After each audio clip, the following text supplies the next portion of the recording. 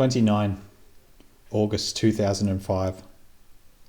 The birds flew frozen in a sky of crimson ice, wings flung, crests curled, a time-locked flight without destination, a path repeated in a mirrored pattern up and down the walls of Leah's bedroom.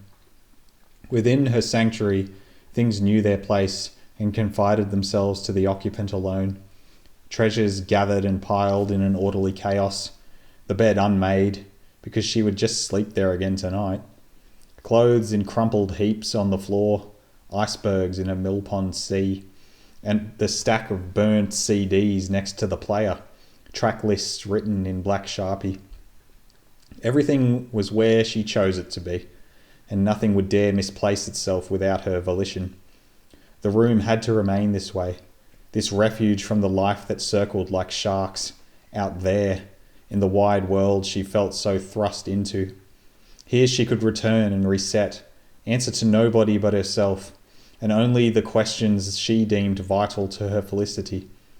When the hot-tempered girl stormed in suddenly, throwing the door closed with a clumsy slam, those walls could begin their task of imparting their serene calmness, their ataraxia, and silently encircle her with a becalmed embrace. It had been an increasingly difficult experience for Leah, navigating a channel where she could no longer observe the port of childhood, nor see her destination on the horizon. There was an anxiety she could not put into words that had made its chains known to her for as long as she could remember. Yet those chains had loosened with the presence of her father's partner Maggie, who had entered their lives 3 years earlier with a palette of status quo Leah had yearned for. We're finally a normal family. Normal. Nothing she recognised or seemed capable of, not her. Not those crazy old Smiths in the haunted house, that weird family with the tragic past. Not even the commonality of her last name had been enough for her to blend in. But now her dad had gone ahead and ruined it all. He told her that day that he and Maggie had made the decision to part ways. This is not a decision we've taken lightly. We understand this might upset you. No, there's nothing you can do to change it. It was a magician's trick, a rug pulled out from beneath her. But instead of remaining still to the sounds of awed applause, she had stumbled, sucker-punched by its suddenness and unable to process the emotions that pressed forcefully on her. That Maggie had not even been there to tell her, gone already like it was nothing. Therein lay the true pain, the coup de grace from which she'd need once more to recover, once more squash down the hurt if she intended to carry on. I'm sure we'll still speak from time to time. It's not as though she ever lived here with us. Life will be as normal as it ever was. There was that word again, normal. She could appreciate her father's attempts to understand her, but cursed the failings that he didn't see. With her face buried in her pillow, hair tossed madly in a heat of frustration that searched for an outlet, Leah screamed and launched her fist into the bed with a thump. Another fist made its own thump, that of a gentle knocking on her door that she resolutely ignored. "Leah," said her father, "can I come in, love?" "Not unless you fix the mess you made." How often did he tell her to do the same thing when her room was untidy?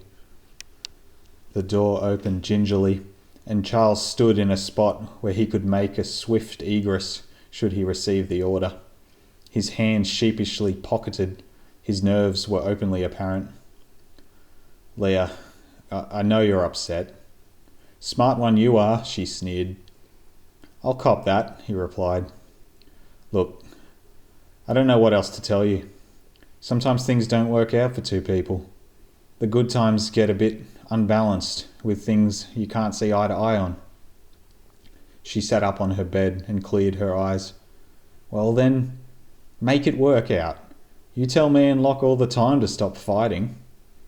Charles dared to laugh lightly. "You guys are brother and sister. Family. Family doesn't go anywhere. It's always with you. So better to keep the peace." No, that's terrible advice, he thought. What I should say is, things can change with the people we choose to invite into our little circle.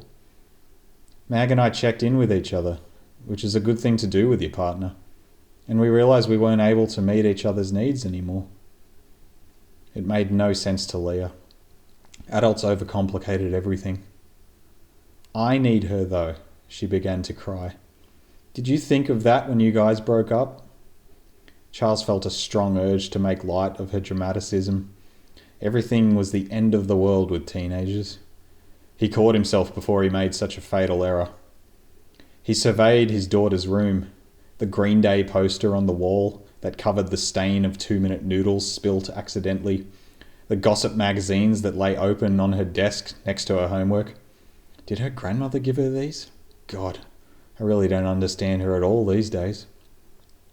May I sit? He placed his hand on the desk chair. You're going to anyway.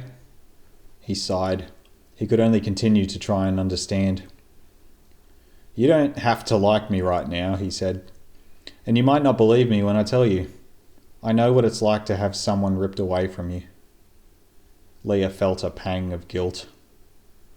There'll be people in your life who arrive for a given spot of time, only to move on, he said. That's life. Sometimes they disappear suddenly. Other times it's a gradual drift. The true friendships stay with you, though.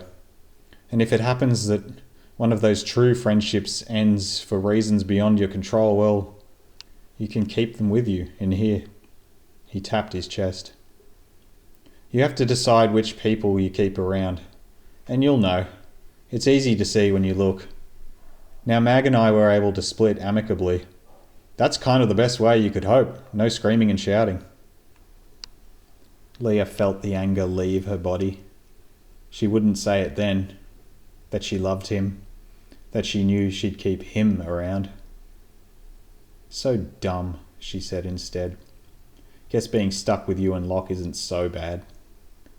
Stuck fast, girl, said Charles. Our Leah. We're not going anywhere. My dad.